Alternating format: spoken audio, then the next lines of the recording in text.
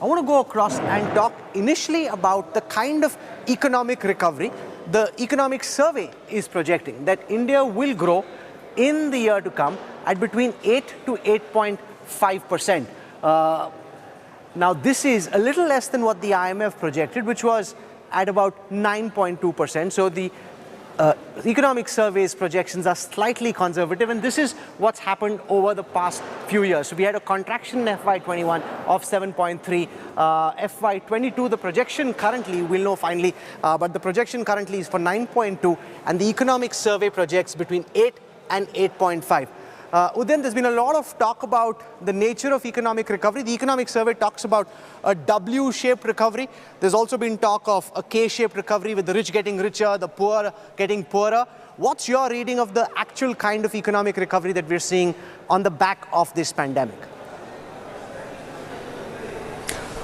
Hi Rahul, I think let's not toy with another alphabet, because that would make it too confusing. I mean, you've got K, V, W, and heaven knows or what other kind of alphabets in the mix. But let's just say that all of us agree, and everyone, including the government, agrees that this has been a very uneven kind of recovery. So I think beyond the point to get obsessed by a headline GDP number is not very meaningful.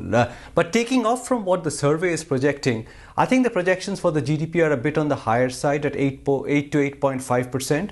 I think Neelkanth, who's on the show today, his team is projecting between 7.5 to 8%.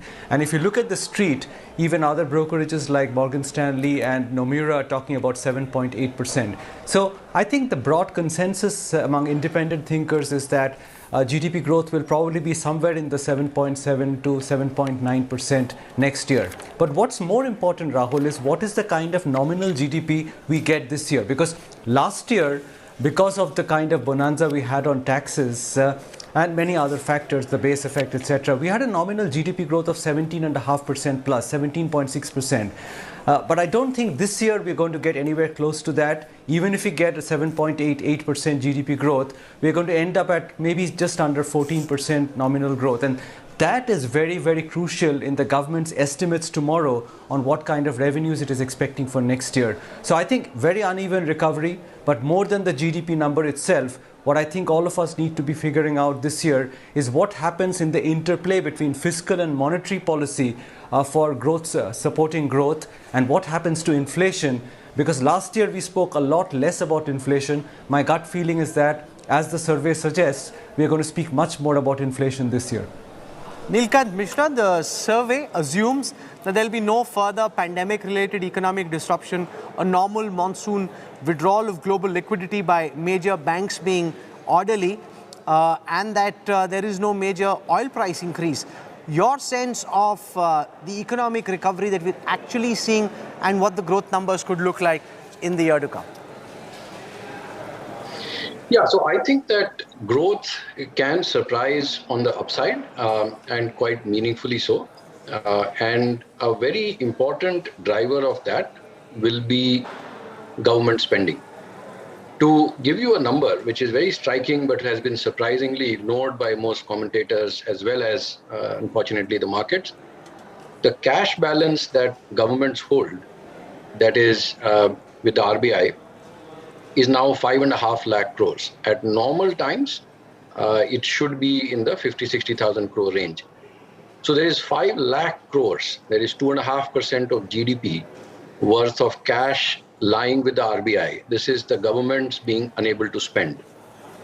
If you see the assumptions in the economic survey also, government spending, as per, of course, the first advanced estimates, is expected to go up in FY22, this fiscal year.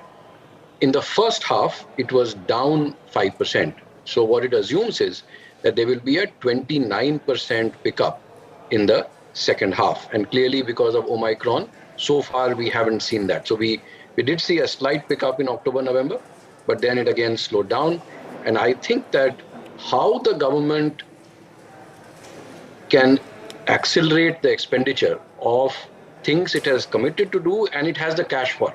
So the narrative over the past decade has been that the government lacks fiscal space. Right now, central tax to GDP could be 12%, which is an all-time high.